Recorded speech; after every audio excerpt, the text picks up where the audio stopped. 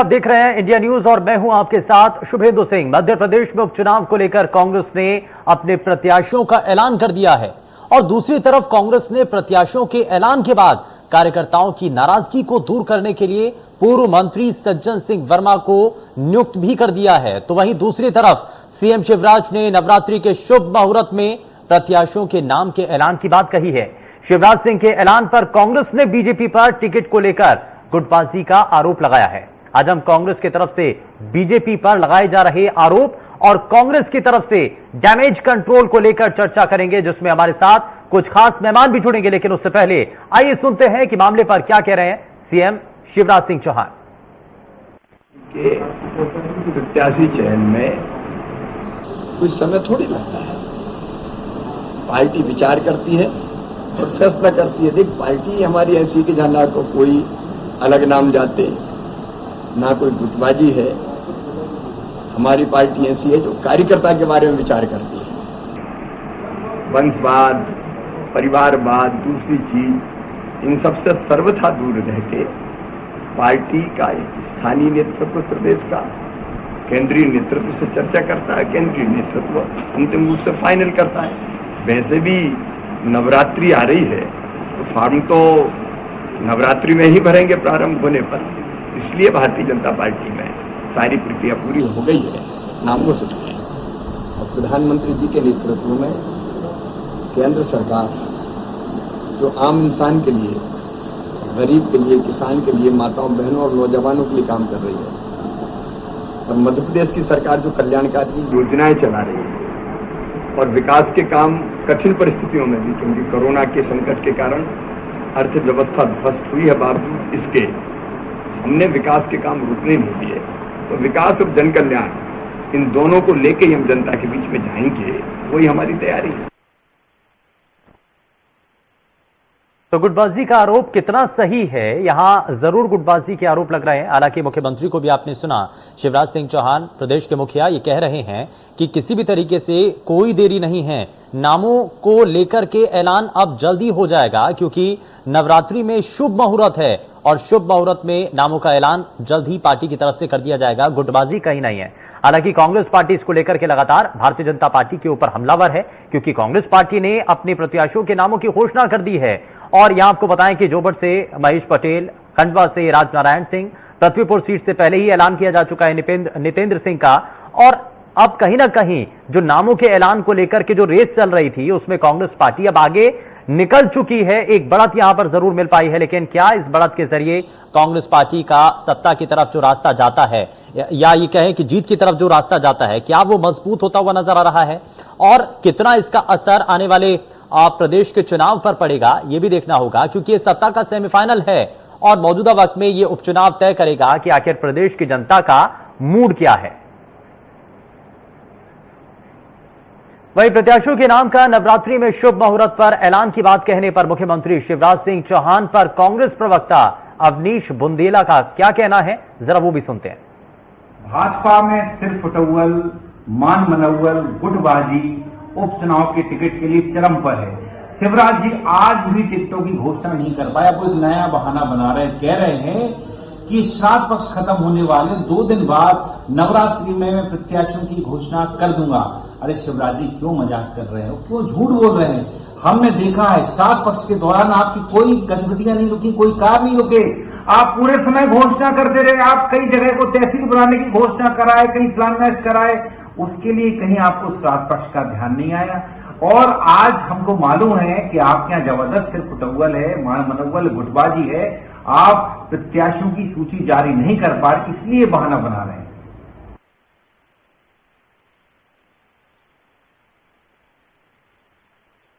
का ये कहना है कि भारतीय जनता पार्टी अभी तक अगर नामों को लेकर के ऐलान नहीं कर सकी है तो इसके पीछे गुटबाजी है और भारतीय जनता पार्टी के भीतर सिर्फ टव्वल की स्थिति है।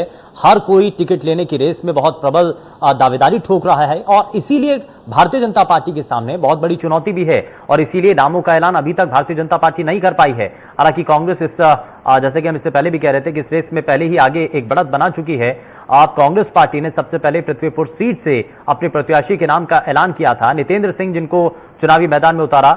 और वहीं अब उसके बाद 3 और सीटों को लेकर के ऐलान किया गया। एक लोकसभा सीट भी है, खंडवा से राजनारायण सिंह को चुनावी मैदान में उतारा गया है।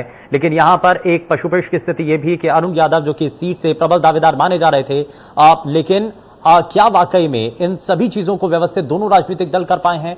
सिर्फ उठव्वल की स्थिति कहां पर बन रही है, कैसे हो रही है, जरा वो जानने की कोशिश करते हैं। जल्दी से आज के 2 खास मेहमानों से आपको मिलवा देते हैं। हमारे साथ कांग्रेस पार्टी के प्रवक्ता योगेश गुप्ता कार्यक्रम में जुड़ चुके हैं। योगेश जी, बहुत स्वागत है। और भारतीय जनता पार्टी से प्रवक्ता आशीष अग्रवाल कार्यक्रम में जुड़ चुके हैं। आशीष जी, बहुत स्वागत है। शुरुआत आपसे ही।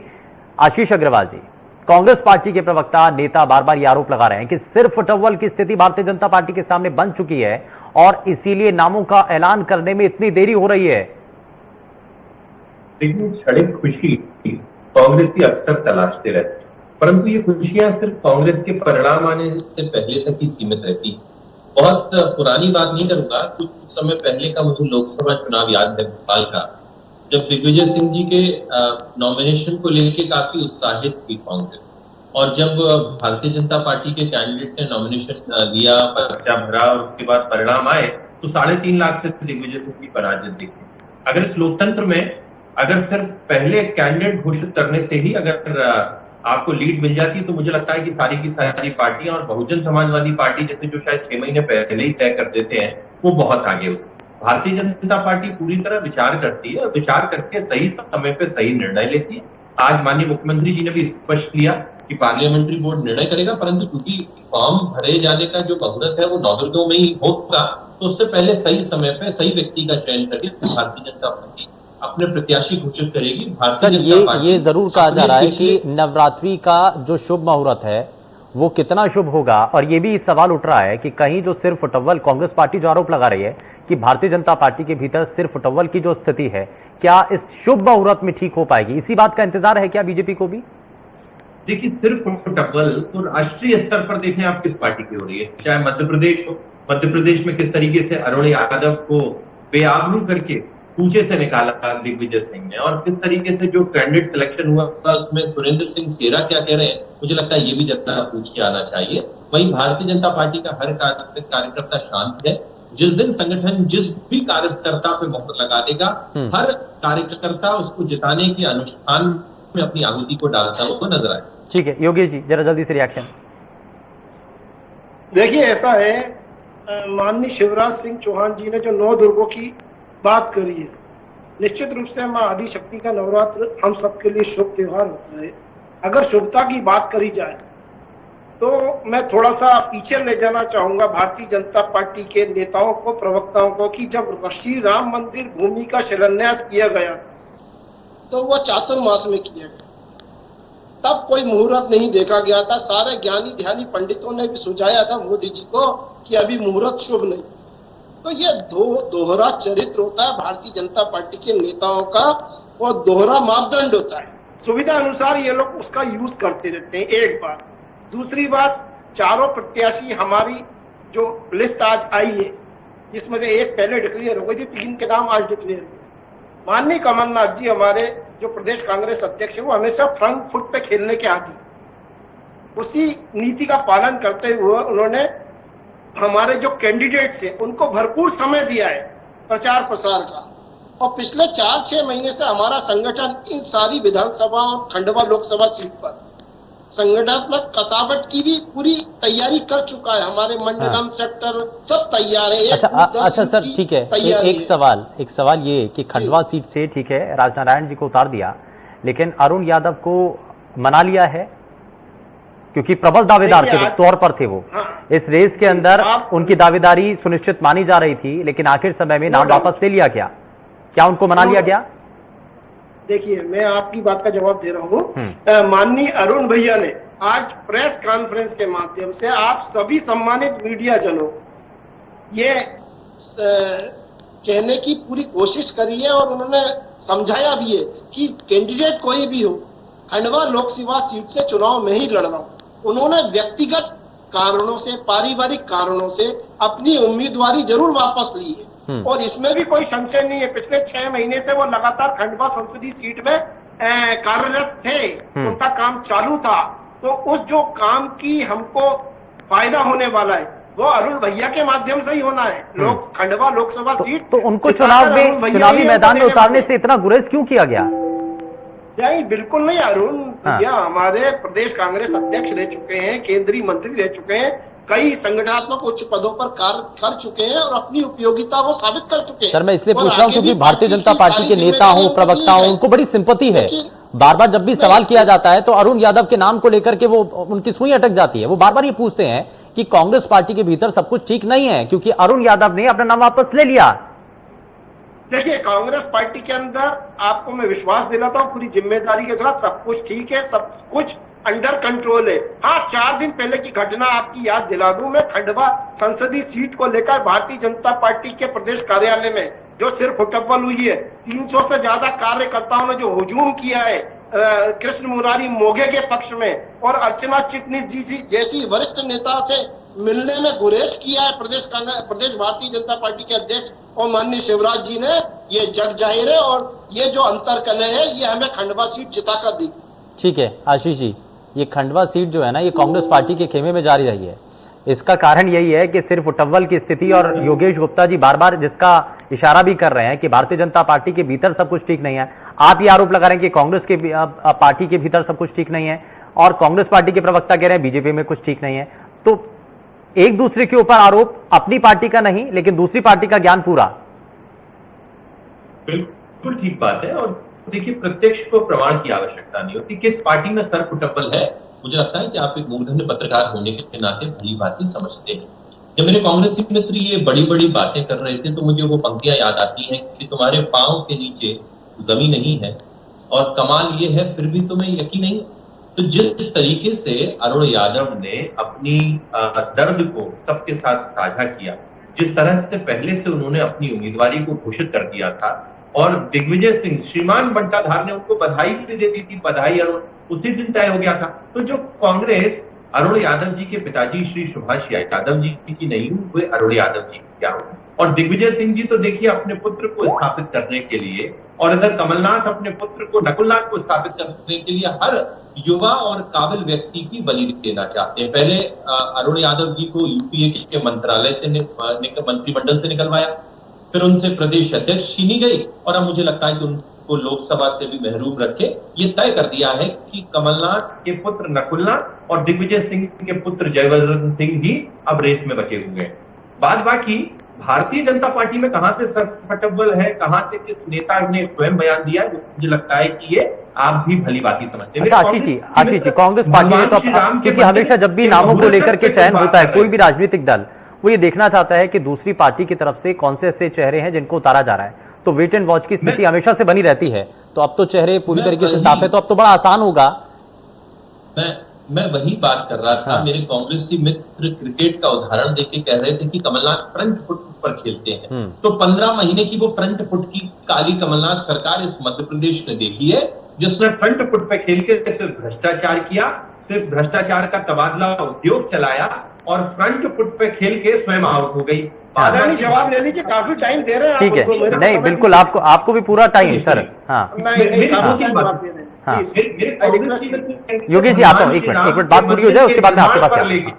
देखिए, सबसे पहले तो कांग्रेसियों को भगवान श्री राम के मंदिर के निर्माण से कितनी आपत्ति है ये तो हम जानते ही हैं, और किस तरीके से अनर्गल आरोप उन्होंने मंदिर निर्माण में भी लगाए।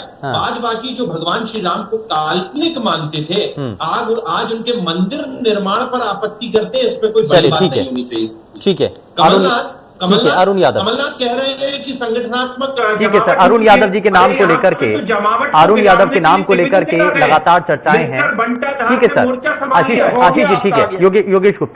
योगेश गुप्ता जी पूर्व मंत्री सज्जन सिंह को बड़ी जिम्मेदारी दी गई है, जरा समझाएंगे और बताएंगे कि उनको जिम्मेदारी क्या दी गई है, क्योंकि ये माना जा रहा है कि डैमेज कंट्रोल जो होगा या हो सकता है उसको पहले से ही उस परिस्थिति को भांपते हुए उनको बड़ी जिम्मेदारी दी गई है। देखिए, प्रदेश कांग्रेस के सभी वरिष्ठ नेताओं को अपने अपने हिस्से की जिम्मेदारियां माननीय कमलनाथ जी ने सौंपी है, उसी के अंतर्गत सज्जन सिंह वर्मा अपनी जिम्मेदारियों का निर्वहन कर रहे हैं। बंटाधार की बात करी आशीष अग्रवाल ने, वर्तमान परिप्रेक्ष्य में बंटाधार दो ही है, देश में नरेंद्र मोदी और प्रदेश में शिवराज सिंह चौहान। भ्रष्टाचार, धन बल, बाहुबल से षड्यंत्र पूर्वक इन्होंने जनादेश का अपहरण किया है, मुख्यमंत्री की कुर्सी हथियाई है, उसी चेहरे को पुनः सीएम बनाया जिसको जनता ने मध्य प्रदेश की ने ठुकरा दिया था, जिसको कुर्सी से उतार दिया था, उसी चेहरे को लाए। इसका फायदा निश्चित रूप से आगामी 4 उपचुनावों में कांग्रेस पार्टी को मिलने जा रहा है। अंतर कलह की बात का प्रत्यक्ष प्रमाण स्वरूप दमोह का उपचुनाव है। इन्होंने जयंत मलैया जी की टिकट काट के किसी गैर भारतीय जनता पार्टी के नेता को प्रत्याशी बनाया, परिणाम सबके सामने है। यही होने वाला है खंडवा में, यही होने वाला है जोबट में, यही होने वाला है रेगांव में। तो निश्चित रूप से चारों की चारों सीट हमारी है, अब की चोट करारी है। मध्य प्रदेश के सभी कांग्रेस जन माननीय कमलनाथ जी के नेतृत्व में पूरी तरह से संगठित है और हम प्रतिबद्ध है 2023 का किला लड़ाने के लिए। पुनः 2023 जीत के दिखाएंगे। ठीक है, आशीष जी कुछ कहना चाहते हैं? हाँ, तो ये देखिए, इन्होंने राम मंदिर की बात करी। राम मंदिर ठीक है सर, ठीक है। का ताला माननीय स्वर्गीय राजीव गांधी जी ने खुलवाया था। अगर वो जीवित होते तो कब का राम मंदिर का जीर्णोद्धार हो गया होता। ऐसा हम नहीं, इन्हीं के नेता सुब्रमण्यम स्वामी कहते हैं। ठीक है आशीष जी, आशीष जी काउंटर, मंदिर में ये जो राजनीति आशीष जी काउंटर, ठीक है सर, आपने चंदा और चंदा चोरी, यही है भारतीय जनता पार्टी की मुंहजोरी। कांग्रेस कह रही है संगठित है, तो मुझे लगता है संगठित हो चुकी है कांग्रेस एक दूसरे को निपटाने के लिए। जिस पार्टी के पास राष्ट्रीय अध्यक्ष नहीं है, जिस पार्टी के पास एक वयोवृद्ध नेता कमलनाथ जिनका स्वास्थ्य ठीक नहीं है, मध्य प्रदेश में सारी की सारी पोस्टों को घेर के बैठे हैं और उनकी अनुपस्थिति में मोर्चा किसने संभाला है? श्रीमान दिग्विजय सिंह जी, जो स्वयं कहते हैं कि वो जहां खड़े हो जाते हैं वोट कटने लगते हैं। उनके नेता उमंग सिंगार के शब्दों में वे ब्लैकमेलर हैं, वे शराब माफिया हैं, वो रेत माफिया हैं। अरे एक माफिया और एक ब्लैकमेलर अगर कांग्रेस पार्टी का प्रतिनिधित्व करता हुआ मध्य प्रदेश में दिखेगा तो उसका हर्ष क्या होगा, ये कांग्रेस की अच्छी तरह से समझ सकते हैं। बाद बाकी इन्होंने माफिया, शराब माफिया कहां किसके शासन में हावी है, ये प्रदेश की जनता देख रही है। इंदौर में जो माफिया, शराब माफियाओं के बीच में गोलीबारी कांड हुआ, आदिवासियों पर जो श्रृंखलाबद्ध तरीके से अत्याचार की घटनाएं हुई एक के बाद एक, और शराब, जहरीली शराब से जो हमारे प्रदेश वासियों की मृत्यु हुई। नहीं ठीक है सर, एक एक करके ना योगेश जी, एक मिनट। हाँ योगेश जी, मैंने आपको भी समझ लिया, एक एक करके। इनके पास तथ्य नहीं होते, तर्क नहीं होते, तो ये बीच में रोकते। सुनिए मेरी बात, मैं तो आपने दमोह का जिक्र किया, तो दमोह से पहले आप 28 उपचुनाव क्यों भूल जाते हैं? अभी आपने जितने आरोप लगाए, मध्य प्रदेश की जनता ने उन सभी आरोपों को सिरे से खारिज करके ये तय कर दिया था कि 15 महीने में अपनी वादा खिलाफ सरकार कराएगी। चलिए ठीक है, आपने ना तो किसान कर्ज माफ किया, ना बेरोजगारों ये जनता को तय करना है सर, और सिर्फ जनता को तय करना है। ठीक है, तो इसलिए दमोह को याद रखने से पहले ठीक है 28 उपचुनावों की 2/3 सीटों की ठीक है। योगेश गुप्ता जी, योगेश गुप्ता जी, योगेश गुप्ता जी, कुछ कहना चाहते हैं? इन्होंने जो 28 उपचुनावों का हवाला किया, तब की परिस्थितियां क्या थी, प्रदेश की जनता से छुपानी, धन बल बाहुबल से आप लोगों ने वो चुनाव हथिया है।